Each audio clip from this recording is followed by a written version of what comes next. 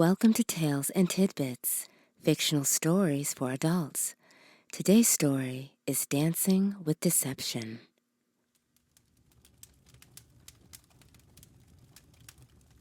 It's a Sunday evening in October in a serene suburban neighborhood in Manchester. The sun is setting, casting a warm golden hue over the houses.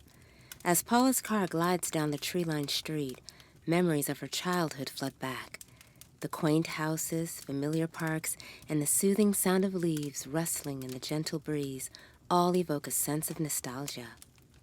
The car comes to a stop in front of a charming, well-lit two-story house that stands as a silent sentinel to their new beginning.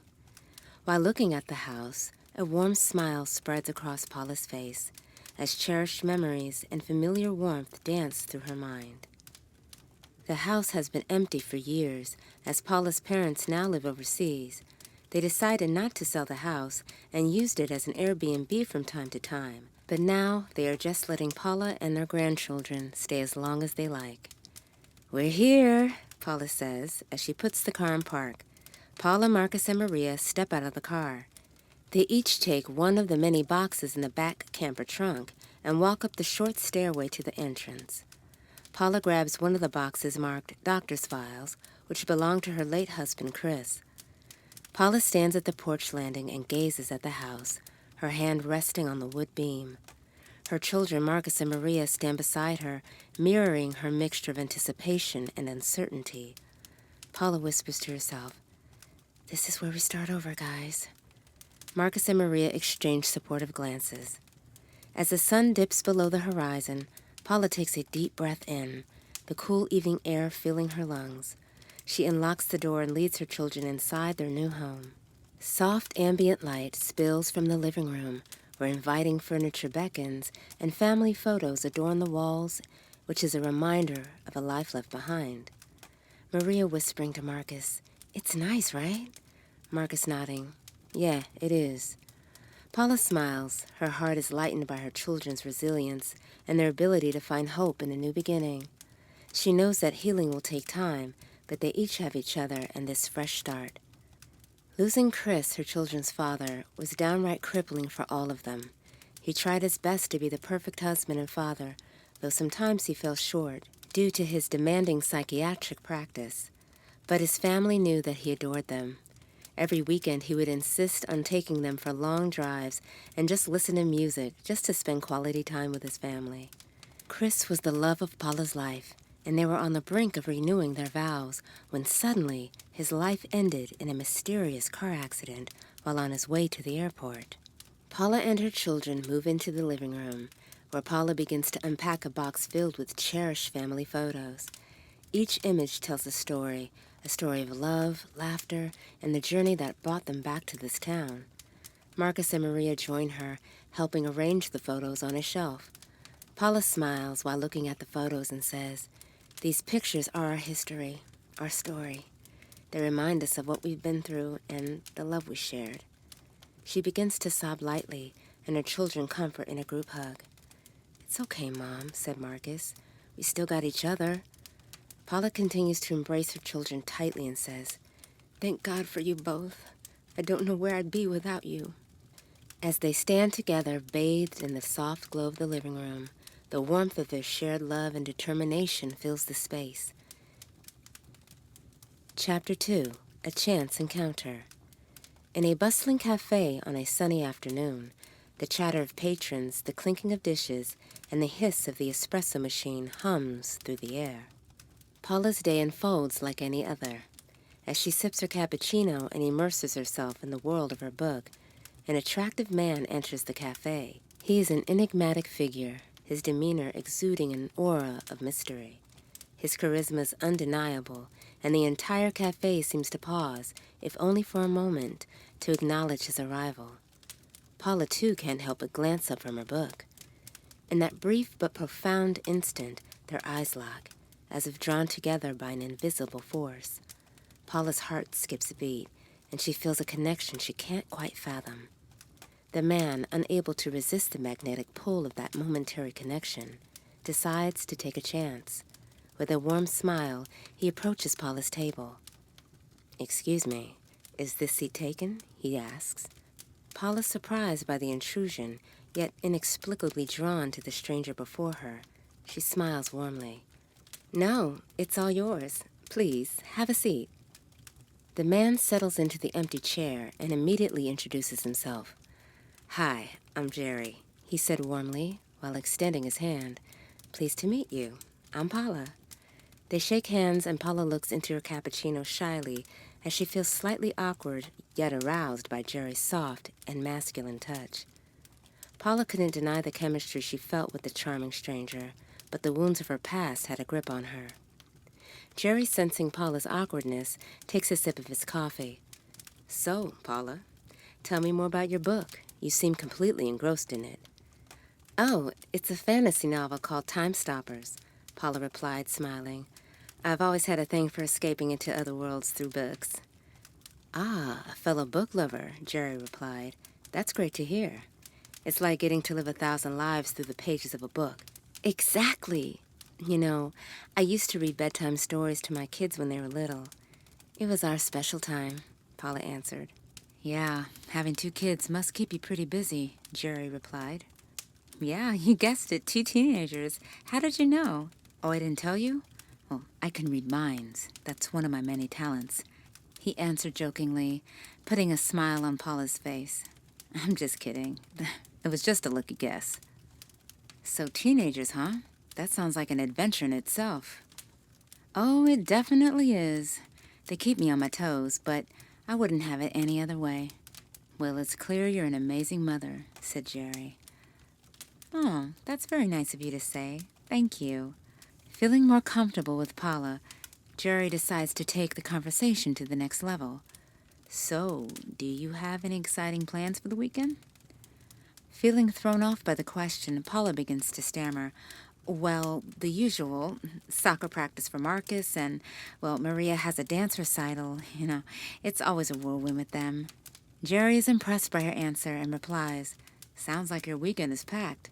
But it also sounds like you're an incredible mom juggling all of that. Well, aren't you the flatterer? But anyway, what about you? Any exciting plans on the horizon? Jerry pauses in thought, then answers, Actually, I've been meaning to visit some local art galleries. I find art incredibly inspiring. Art, you say? Paula answered with intrigue. I appreciate art too, though honestly, I don't think I've ever visited an art gallery in this area. Well, maybe you'd like to join me this weekend, Jerry replied enthused. We could explore the galleries together.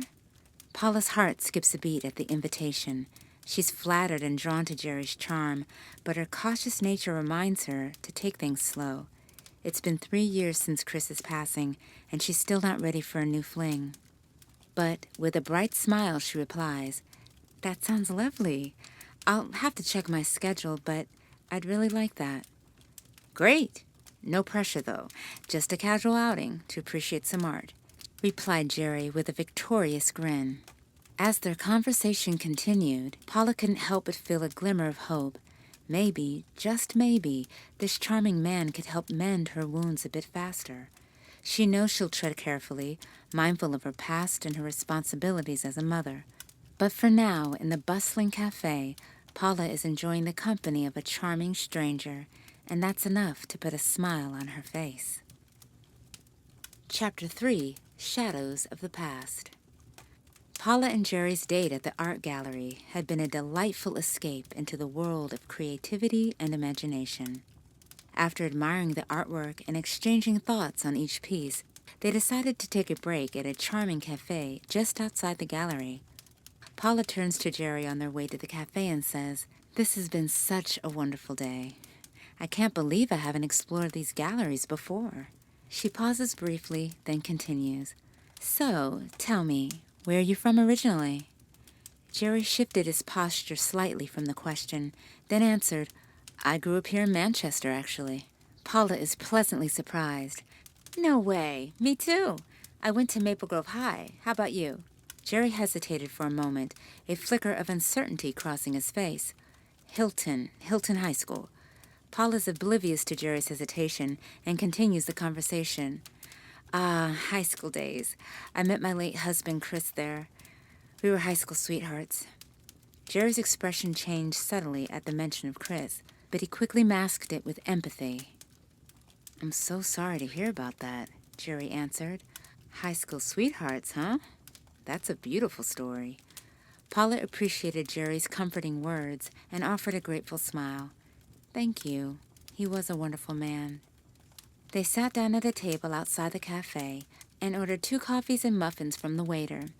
As they waited, Paula studied Jerry's features. His dark hair, perfect skin, and broad shoulders. He was definitely her type. Picking back up on the conversation, Paula says, "But let's not dwell on the past. Tell me more about yourself. What was it like growing up for you here in Manchester? I mean, this is such a small town. I'm surprised we haven't met before." Jerry, growing more hesitant to carry on the topic of his past, musters up an answer that he feels will satisfy Paula's curiosity. "Oh, you know, the usual high school stuff. Friends, classes, trying to figure out what to do with my life. I was a typical teenage boy, in and out of trouble, drove my parents crazy, you know, the usual. Played sports, picked up on girls, had a steady girlfriend for about a week." Paula chuckles as Jerry continues on with his list of teenage events. Jerry feels relieved at Paula's amusement. "Well, what about now? What do you like to do for fun?" Paula asked with enthusiasm. Jerry was feeling grateful for the topic change, decided to open up a bit. "I enjoy hiking. I'm a bit of a foodie, and trying out new restaurants and cuisines is something I love." Oh, who doesn't love food? Paula agreed. "Let's just say, if I didn't work out, I'd be in big trouble." Paula laughed, sipping her coffee. Jerry smiled and offered a compliment. "Well, you have nothing to worry about. You are stunning." Blushing slightly, Paula replied playfully, "Why, thank you. You're not too bad yourself." They both shared a light-hearted giggle.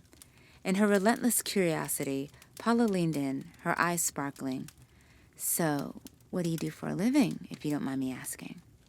Jerry hesitated for a moment, taking a deep breath as if he wasn't fully prepared for the question. Gathering himself, he finally responded, "Well, I'm actually a chemist, and I do freelance case studies and research for various pharmaceutical companies." Paula's eyes widened with intrigue, and she smiled, genuinely impressed. "Oh, wow, that sounds amazing and elaborate." Jerry shrugged modestly. "It's not glamorous, but I enjoy it," he replied, taking a sip of his coffee. "So, what do you do?" he asked. With a warm smile, Paula answered, "I'm a freelance editor." Understanding dawned on Jerry's face as he nodded. "Ah, that's why you love books so much." Paula giggled, nodding in agreement. "Well, I've always been into books since I could remember, so it makes sense that I ended up editing them.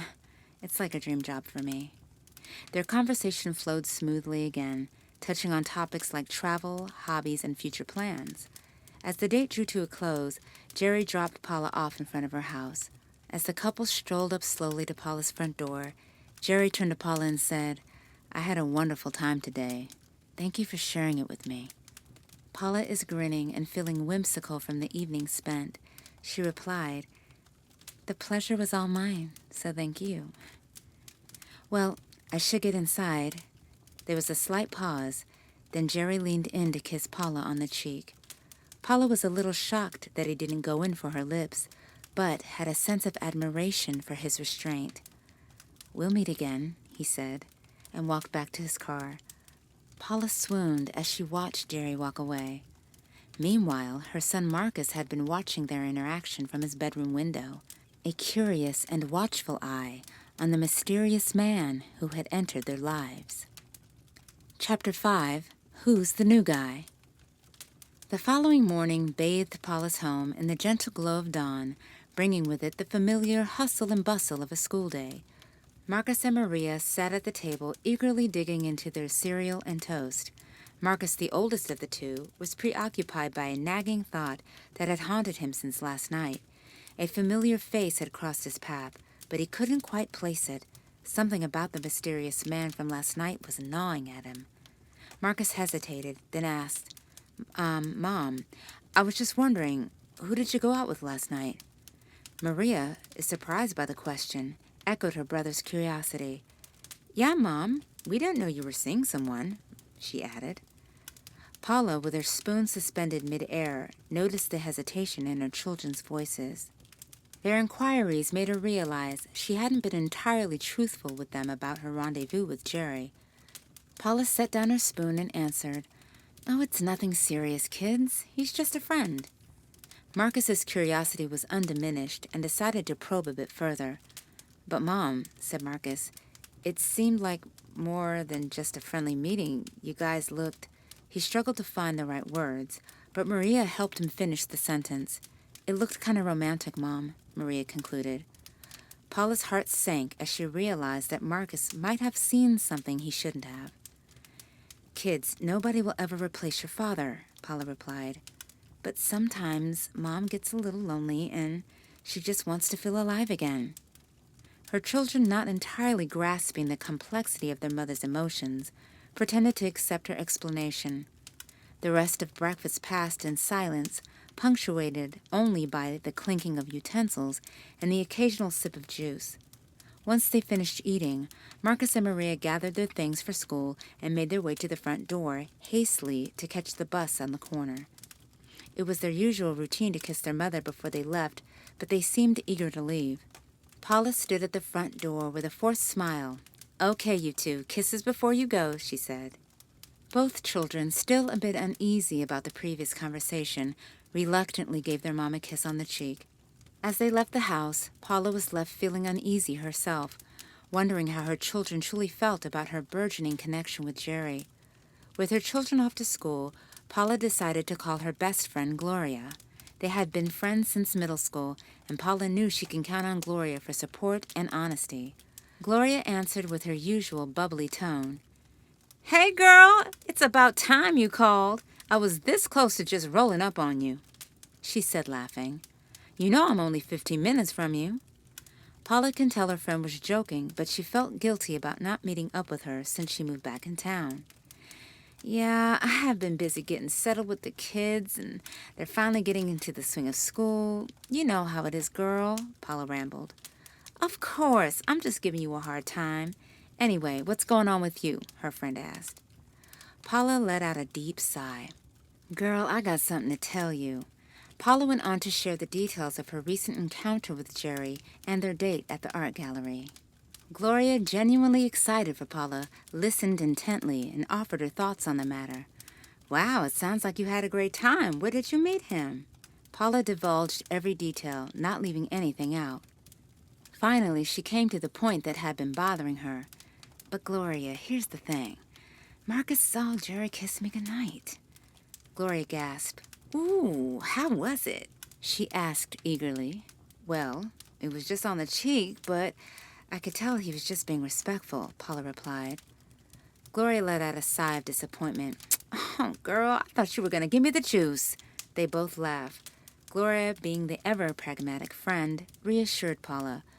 "So it's just a little kiss on the cheek, and it's only been one date. I say it's no big deal," Gloria claimed. "Now, if you had sex with the man, then that would be totally different."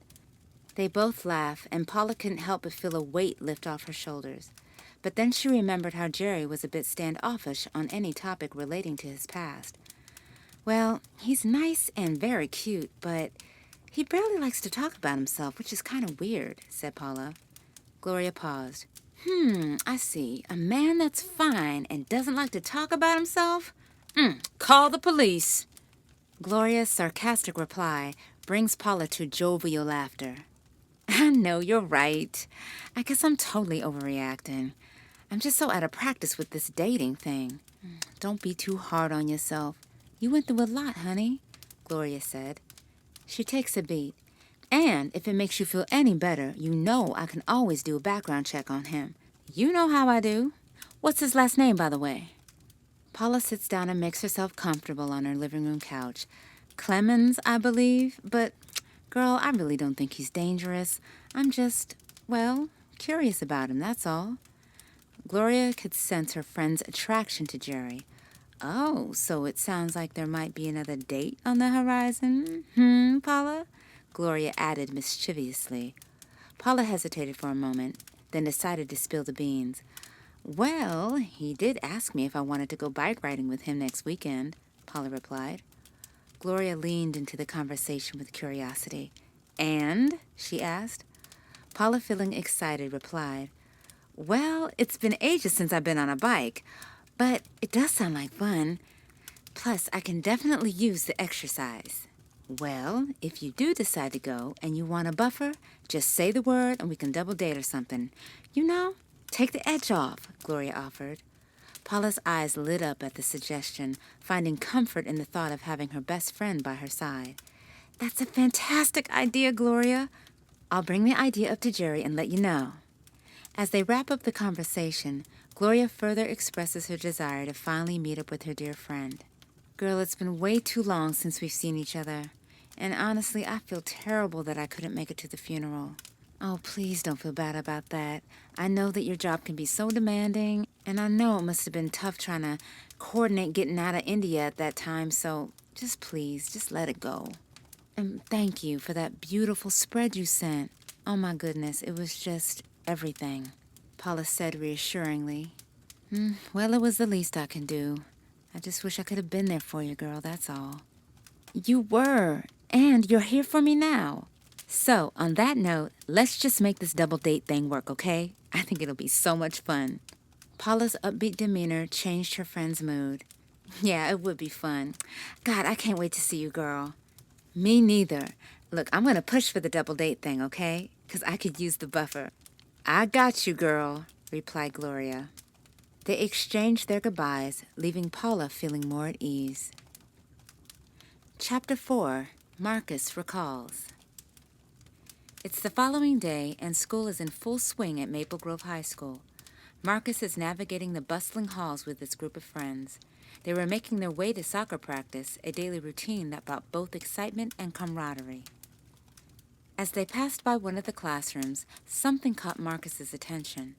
Through the small window on the classroom door, he glimpsed a teacher standing at the front of the room, passionately delivering a lesson to a group of students. It took a moment for Marcus to register, but then it clicked. The teacher was Jerry. He couldn't quite place where he had seen Jerry before, but there was something oddly familiar about him. Marcus slowed his pace, his gaze fixed on the classroom, trying to connect the dots. His friend who had been walking ahead called out to him from the hallway, "Yo, Marcus! Come on, we can't be late. The coach has been on our asses." Marcus tore his eyes away from the classroom door and joined his friend, shaking off the strange feeling that had come over him. He couldn't quite pinpoint the source of his unease, but he knew he had seen Jerry somewhere before. With thoughts of soccer practice occupying his mind, Marcus followed his friends to the gym, determined to focus on the game ahead. But the memory of that brief encounter in the hallway lingered, and he couldn't help but wonder where he had seen Jerry before and why it felt so significant. Meanwhile, Jerry stood at the front of his classroom, the buzz of restless high school students filling the air as the school day came to an end. He had just finished giving out the homework assignment for the day, and as expected, a collective groan and a few whines filled the room. Jerry smirks and replies, "Come on, guys, it's not that bad.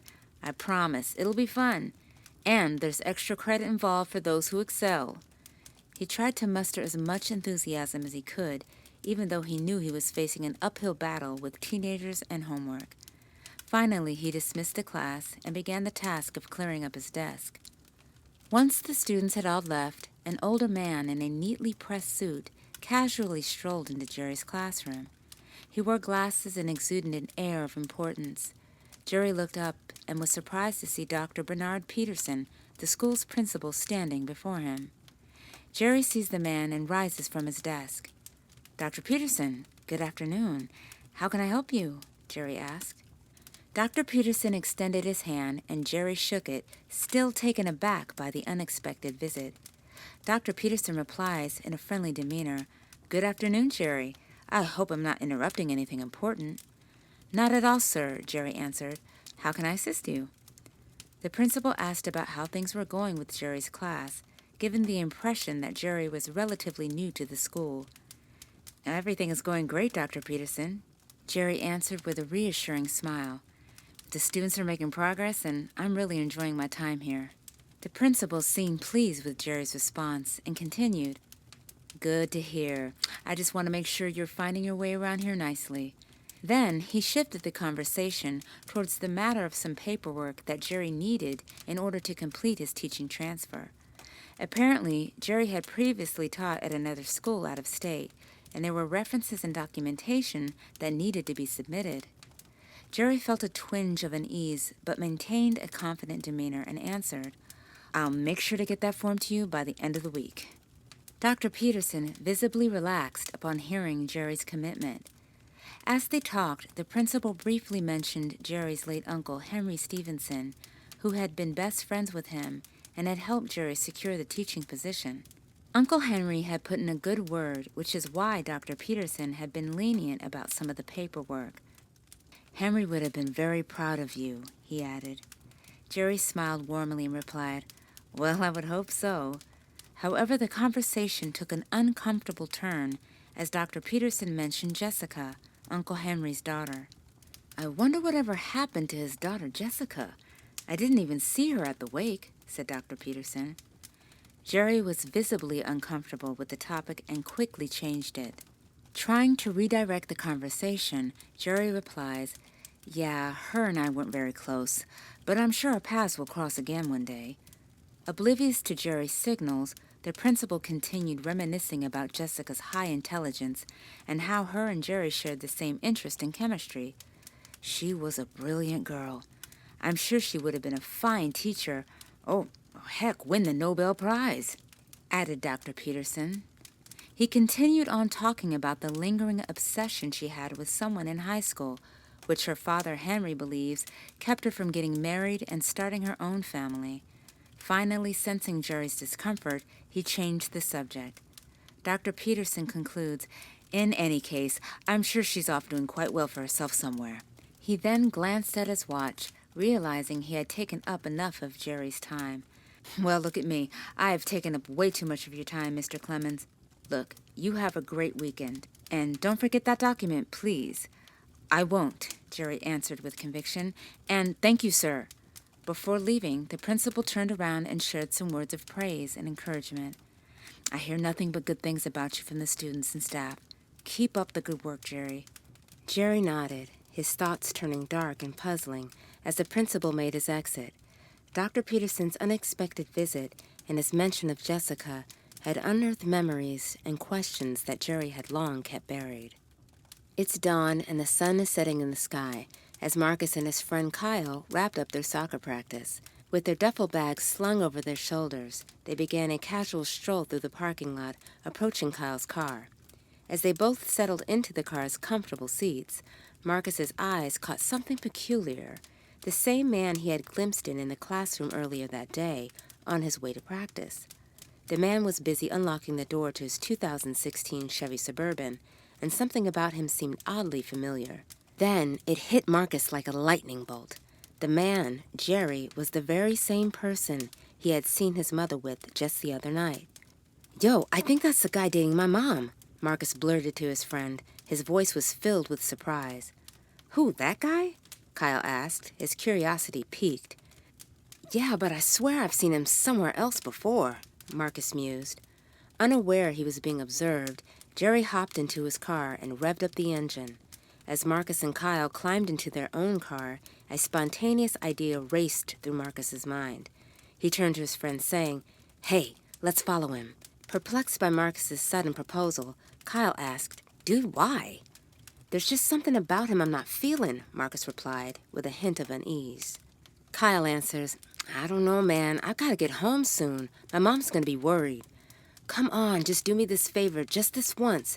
Look, if he goes past Columbus Avenue, we'll break off," Marcus urged. "Please? Lunch on me for the next week, man." "Bet," Kyle agreed with a mischievous grin. "And I want filet mignon," he added, sealing the deal. They watched Jerry pull out of the parking lot, then tailed him discreetly. As they drew closer, Marcus managed to catch a glimpse of Jerry's license plates, Wisconsin plates. A chill ran down his spine. Wisconsin was the state his family had lived in before moving to Massachusetts. Suddenly, Marcus's mind raced back to the last time he had seen his father, Chris. It was the day he had taken an Uber to the airport for a business trip. In his mind's eye, he saw a car eerily similar to Jerry's trailing the Uber. As if in a haze, Marcus was transported to another memory, one from a day he had been homesick.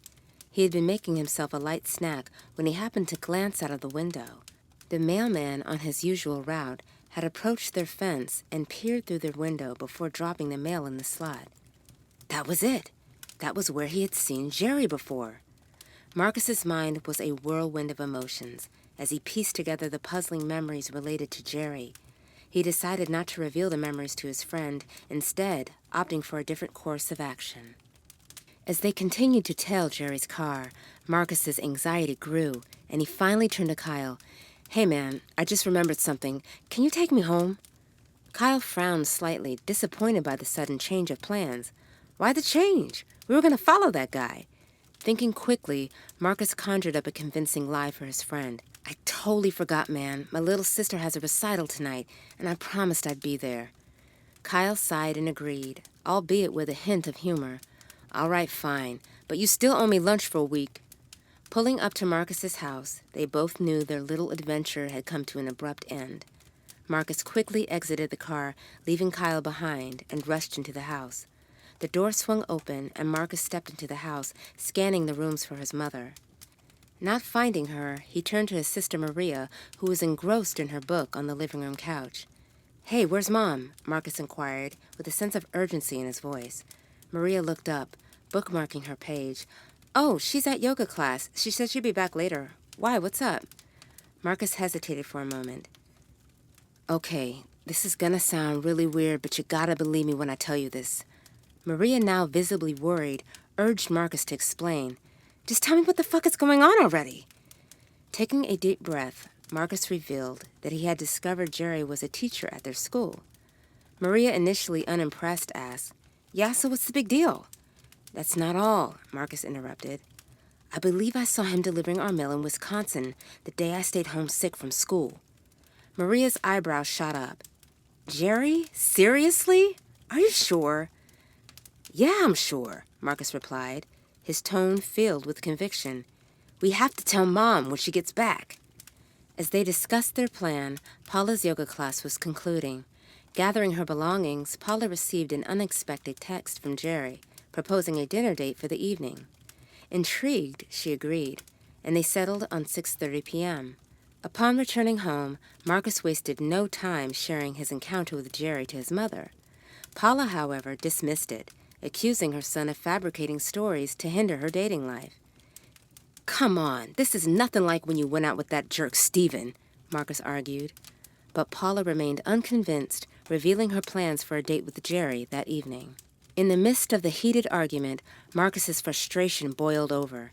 "Mom, you can't be serious. Going out with Jerry tonight? Are you that desperate?" Paula, offended, shot back. "Desperate? Marcus, this is none of your business. You're acting out because you don't want me to date." "No, Mom, it's different. I'm telling you, I saw Jerry back in Wisconsin lurking around. You have to believe me," Marcus pleaded. Paula's patience were wearing thin, and she retorted, "Enough! This is nonsense. I don't have time for your stories. I'm going on a date with Jerry, and that's final." Meanwhile, Maria tried to intervene. "Mom, Marcus wouldn't make this up. He's genuinely worried. Maybe we should—" Paula cut her off with a firm tone. "No, Maria. I don't want to hear it. Drop it." Determined to salvage her evening, Paula took a deep breath and entered her bedroom to get ready. As she applied makeup and selected a dress, Paula's mind buzzed with conflicting emotions. 6:30 arrived sooner than she expected, and like clockwork, downstairs, the doorbell rang. Paula gathered herself as she came downstairs to answer the door. She looked into the peephole to see Jerry with a bouquet of pink roses, and her heart lit up. She took a deep breath and opened the door with a bright smile. "Hey there," she greeted warmly. "Wow, you look amazing," Jerry replied. "These are for you," he said, offering the flowers. "Thank you, Jerry. That's sweet," Paula replied, her smile hiding the tension that lingered in the house. Unbeknownst to them, Marcus observed the exchange from the staircase, his concern etched on his face. At dinner, Jerry and Paula engaged in conversation.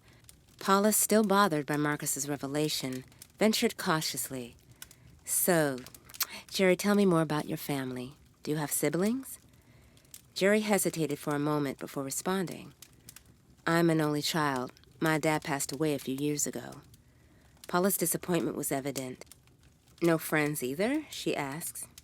Jerry smiled. I have a few people I meet up with, but I've always been more of a loner. Got used to it. Paula sighed. It would be nice to meet someone from your life, Jerry. He leaned in, flirtatiously saying, Well, you, Paula, I call a friend. The evening continued with pleasant conversation and subtle flirtation. Jerry paid for dinner, and as they left the restaurant, he suggested, How about we catch a movie at my place? It'll be more private. Paula hesitated, but intrigued and willing to see where the night would lead, she agreed. Okay, why not? Lead the way. Jerry opens the car door for Paula, and they take a ride to his house.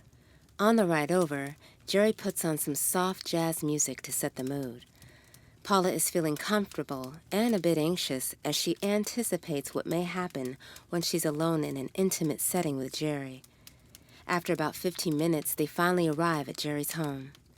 As they entered into his abode, Paula observed the warm ambiance and the Zen minimalistic decor with walls adorned with obscure artwork.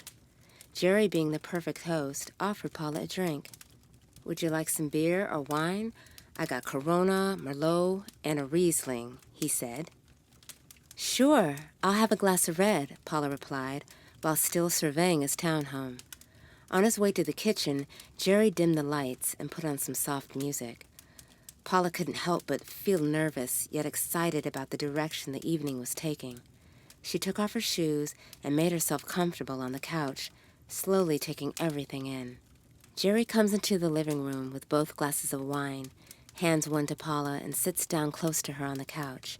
He then lifts his glass. Oh, we're toasting? Paula asked playfully, while lifting her glass. To new beginnings, Jerry suggests. Yeah, to new beginnings, Paula confirms. They toast and sip their wine, while Jerry stares into Paula's eyes. Paula starts to feel the sexual tension and gets a bit nervous, so she takes another long sip. Jerry touches Paula's hair and says, You are so beautiful, you know that? Paula, though flattered, felt the need to excuse herself. May I use your bathroom really quick? She asked. Sure, it's down the hall, first door on the right, Jerry replied.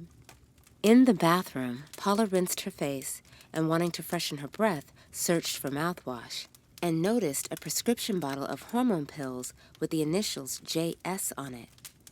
The evening took a peculiar turn as Paula reels from her discovery of hormone pills in Jerry's bathroom. Confusion and concern replaced the romantic mood she had initially felt, so Paula decides to sort out gracefully. Leaving the pills in the medicine cabinet, she made her way down the hall, contemplating an excuse to leave. Feeling better? Jerry asked with a smile. Actually, I kind of feel queasy. I think it might have been the fish, Paula answered, seizing the opportunity to leave. Oh no, Jerry answers. Can I get you an Alka-Seltzer or something? Paula, seeing this as her way out, promptly replies, No, thank you. I just think I should get home. I don't want to end up getting sick here, you know? Jerry expresses his concern and understandably decides to take Paula home. Jerry opens the car door for Paula, and she gets into his car slowly, pretending to feel ill. On the drive home, all Paula could think about were the hormone pills. I'm sorry you don't feel well. I was really looking forward to spending more time with you, said Jerry, while placing his warm hand on Paula's knee. Paula played along and placed her hand upon his. That's okay. There'll be another time. She looked at Jerry and studied his attractive masculine profile and was left puzzled with her recent discovery. Jerry put on some soft music for the rest of the short and quiet ride home. They finally arrived at Paula's house, and Jerry puts the car in park, prepping to get out and escort Paula to her door. But Paula quickly opens the door herself and gets out abruptly. Speaking through the open door, she says, Thank you so much for a lovely evening, Jerry. I'm so sorry about all of this. I'll call you tomorrow. She closes the door and practically runs to her front door, giving the impression that she has to use the bathroom immediately. Jerry drives away once he sees Paula go inside her house. Paula enters the house and lets out a sigh of relief and says to herself, "What the hell is going on?" Thank you so much for tuning in to Tales and Tidbits today. Be sure to tune in next week for the conclusion of Dancing with Deception. If you enjoyed today's story, be sure to like the video and subscribe to the channel. That would absolutely make my day. I appreciate you all. See you next time.